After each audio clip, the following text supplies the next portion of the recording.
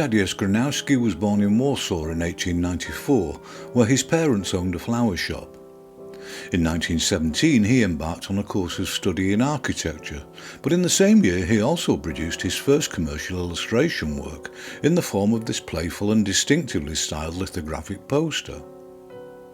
In 1919 he fought in the mercifully brief war between Poland and Russia and subsequently completed his architectural studies. He then enrolled at the École des Beaux-Arts in Paris, where he studied painting. And among other work he created this striking image of members of Haller's army, a group of Polish volunteers who had fought during the Great War. By now Gronowski had abandoned any architectural ambitions, and in 1923 he began his career as an illustrator with this elegant modernist magazine cover, and a cubist-influenced monochrome cover design for a book of poetry. But more significantly, it was also in that year that he produced this dynamic geometrically informed poster for a tyre manufacturer. The success of this image quickly led to many more poster commissions for a range of other Polish clients. And through this commercial platform for his work, he relentlessly explored the different facets of his creativity and technique. The posters appeared in rapid succession, and although quite a few could be said to have been geometrically styled, staunchly modernist and dynamically composed, there were plenty of other examples which pursued a similar expressionistic path to his very first poster, and yet more that were conspicuously lighter of touch. This tonal monochrome image of a picnic was created in 1925, and it's the only example of work I've found from this time that was not a poster. But despite the diverse nature of his posters, what they all had in common was an abiding aesthetic sensibility in terms of their design, and a clear determination on Gronowski's part to avoid anything which could be considered conventionally representational. And in most cases the colour was also applied and combined purely for aesthetic reasons. All elements in these posters, whether mechanical, architectural or human, were reductive in one form or another. And as was the general trend in poster design in Europe at this time, Gronowski was also responsible for the typography and lettering for these posters. And similar, they were bent to his creative will in order to enhance the conformity of design. They were reproduced in fairly small print runs through traditional lithography, with separate stones for each colour requiring remarkably accurate registration. But I found no information regarding Gronowski's level of involvement in the process, so whether this was left to the lithographic technicians or he was more hands-on, I couldn't say with any certainty. Although he had built his early reputation on the foundation of this collection of posters, in the later 1920s he also started to illustrate more books and their covers. And the covers he created, which were invariably limited to a maximum of 2 colours on any given design, also reveal a highly distinctive blend of expressionist and cubist influences, skillfully woven together by Gronowski's unerring sense of dynamic aesthetics. Among these book commissions there were at least a couple of examples where he also created a few page illustrations, either in pure monochrome or 2 colours, but with equally striking effect. But it continued to be poster work which dominated his output up to the end of the decade, and although formal angular design continued to dominate, some of them were uncharacteristically but agreeably more frivolous in their appeal. In 1929 he acquired a new client in the form of the recently established Polish airline LOT, and having created a couple of particularly attractive modernist posters promoting flights to their admittedly limited destinations at this time, he was also commissioned to create this dynamic and graceful logo for the company, which is still in use unchanged a century later. In the following year, the creatively restless Gronowski made his debut as a children's illustrator, with the picture book Zoko Abroad, written by Stefania Bazinka, about the travels of a toy monkey.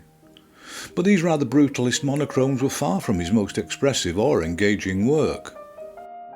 And although almost none of these other examples of his versatility I'm showing here are dated, and almost certainly not from the same time, this seems the best opportunity to show some of the other areas he was involved with. It's known he worked in Paris in the later 1920s as an interior designer for department stores. And I also found admittedly limited evidence of domestic product and furniture design. There is also a reasonable amount of evidence, which is again rather erratically dated, but manifestly produced throughout his career, of his painted and printed art.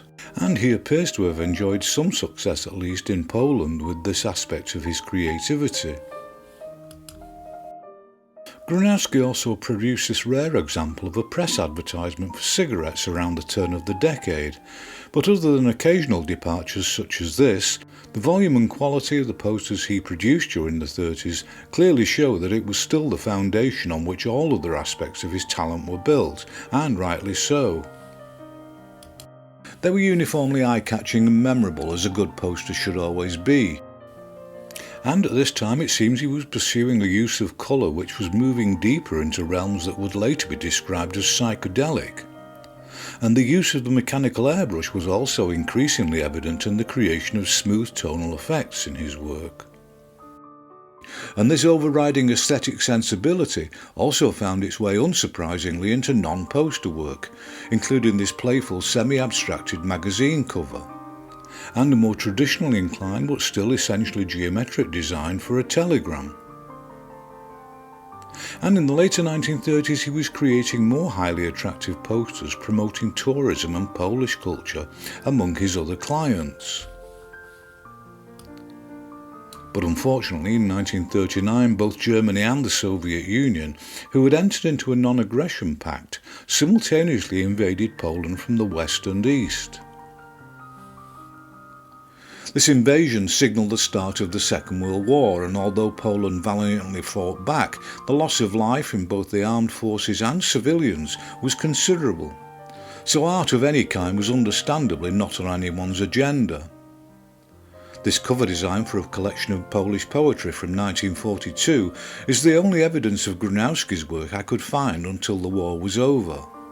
And even when the war had ended and the Germans had been defeated, Poland now found itself under the rule of the Soviet Union by proxy and a puppet government, a situation which lasted up to 1989, much to the despair of the Polish people. Although Gronowski didn't actually stop designing posters at this time, the lack of evidence indicates they were taking something of a back seat, as he concentrated more on book cover design and illustration. In 1947 he returned to children's book work with a collection of images which were considerably more charming than his earlier monkey-themed debut for On a Meadow Painted with the Sun by Wanda Baruszka, and he made great creative use of just two colours and black with a distinctly calligraphic exuberant line style.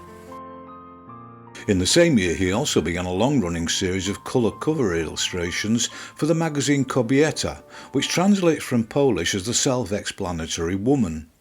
He created a body of images for the magazine which naturally enough featured Polish female characters as the focus of the overall composition.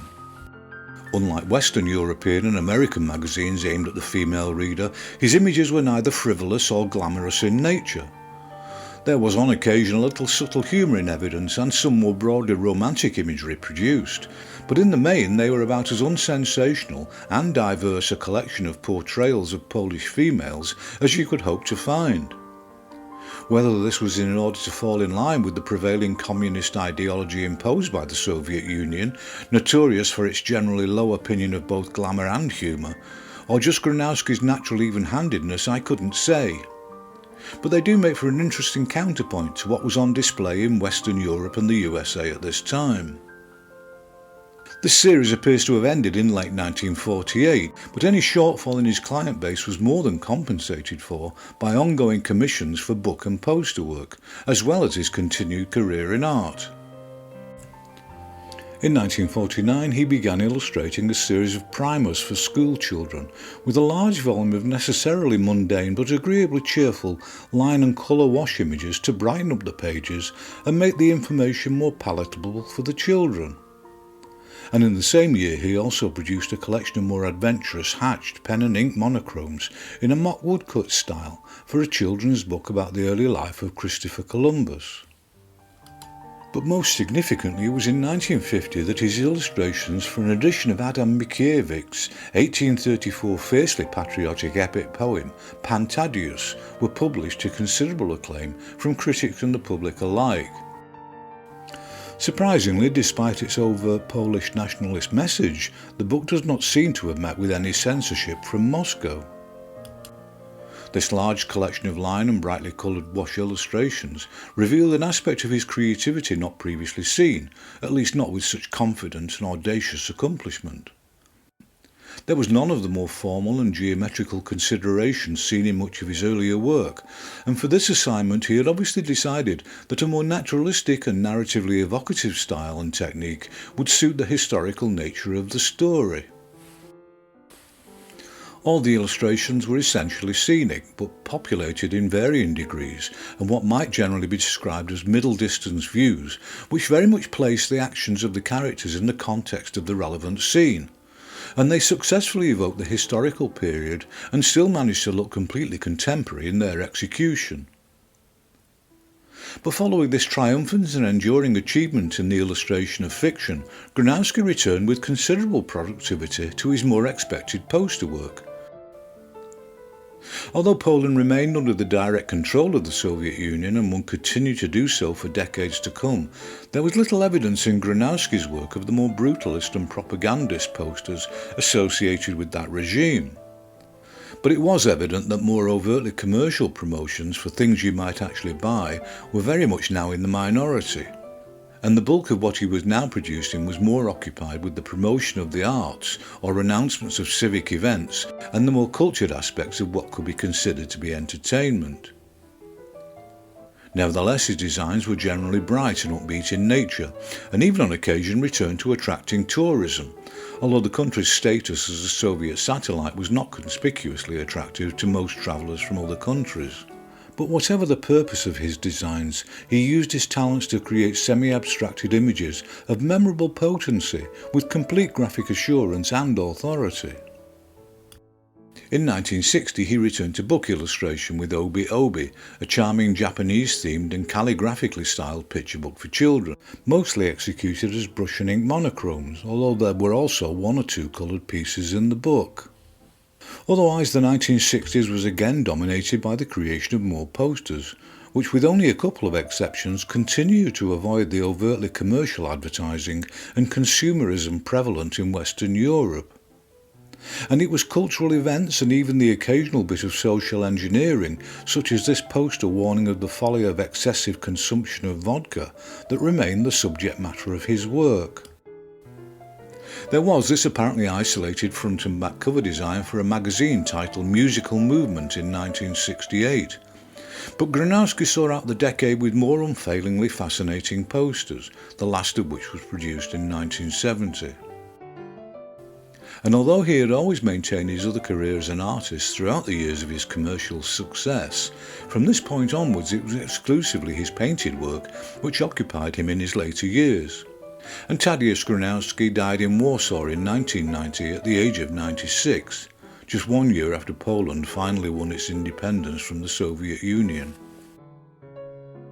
Despite his country's troubled history during the 20th century, Gronowski had managed to enjoy a long and highly productive career in art, design and illustration.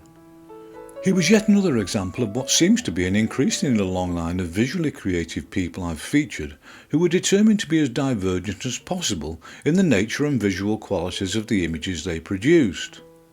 And although I have nothing against others who choose to pursue a more limited stylistic spectrum, I have to say it's a quality I've always admired and envied. So I hope you'll raise a metaphorical or literal glass to Gronowski, and I'll wind up with just a few more examples to hopefully underline this aspect of his body of work.